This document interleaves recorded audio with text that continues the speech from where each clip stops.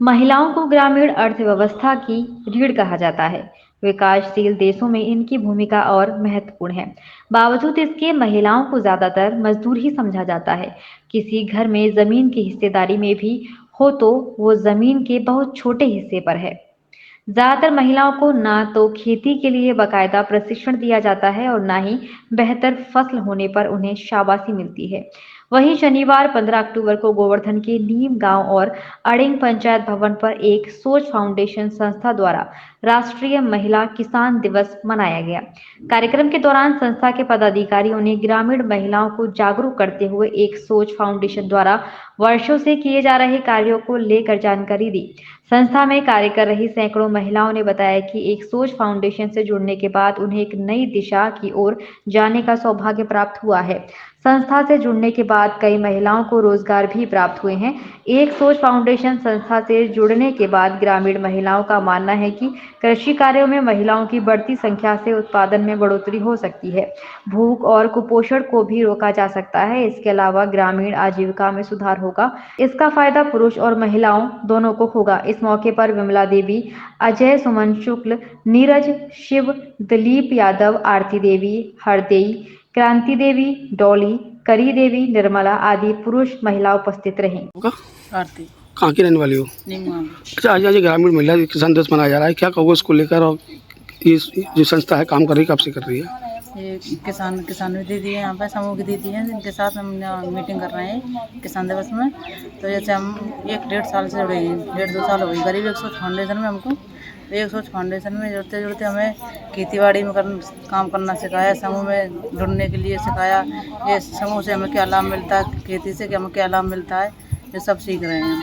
कितनी महिलाएं आपके साथ इस संस्था में काम करती हैं? क्या कुछ लाभ आपको मिले हैं अब तक? 150 महिलाएं यहाँ पे 150 महिला काम कर रही हैं।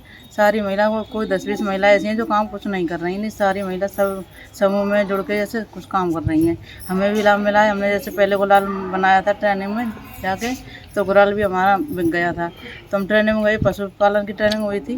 तो ये गुरुकुल में गए थे, वहाँ पर भी ट्रेनिंग हुई थी। तो समूह सखी बन गए हम। समूह सखी को गैस एजेंसी मिल गई है हमको। बहुत लाभ हुए हैं, जैसे हमें बचत भी होती है, फायदा भी मिलता है। अच्छा, आप एक ग्रामीण महिला हैं, तो अब देखा जाता है गाँव में महिलाओं को बाहर नहीं निकलने देते, ऐसी कोई कठिनाई आपको आई होगी? आई थी क्या क्या कठिनाई आपको आई शुरुआत में? सर, पहले हम घर से हम निकलते थे तो हम सब ये बोलते थे, हमारे घर वाले भी, हमारे जो बाहर हैं पाड़ पड़ोसी हैं, वो भी बोलते थे ये महिला जाती है, पता नहीं कहाँ जाती है, मैडम के साथ जाती है, मैडम जाना कहाँ की नहीं है, इनके साथ चल देती हैं भैया, पता नहीं ये कहीं ले गई, इनको कहीं नहीं ले गई। हमारी सास थी, वो भी खुद बोल रही थी ऐसा ना हो कुछ ये मैडम भगा ले जाए इनको कहीं पे बाहर। ऐसे बहुत सारी लेडीज हैं 420 कर देती हैं। इसलिए घर से कितना सहयोग आपको मिला? परिवार घर से इधर 2-4 महीने बाद फिर पूरा सहयोग मिल गया परिवार से। हाँ। क्या नाम आपका?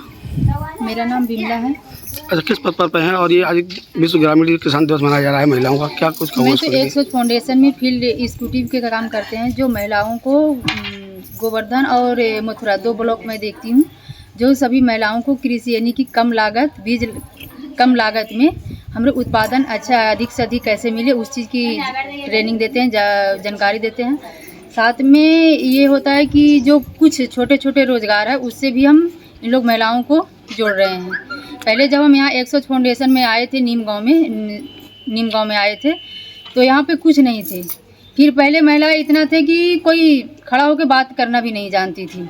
फिर इसके यहाँ पर 1-2 बार मीटिंग की है। जनवरी में आए थे 2021 में, फिर मीटिंग किए। उसके बाद कुछ किचन गार्डन के बीज वगैरह देकर फिर मीटिंग करके जैविक खाद, दवाइयाँ, कीटनाशक सिखाए। फिर उसके बाद NRL स्वयं सहायता समूह से इन लोग महिलाओं को जागरूकता किए, स्वयं समूह बनवाए।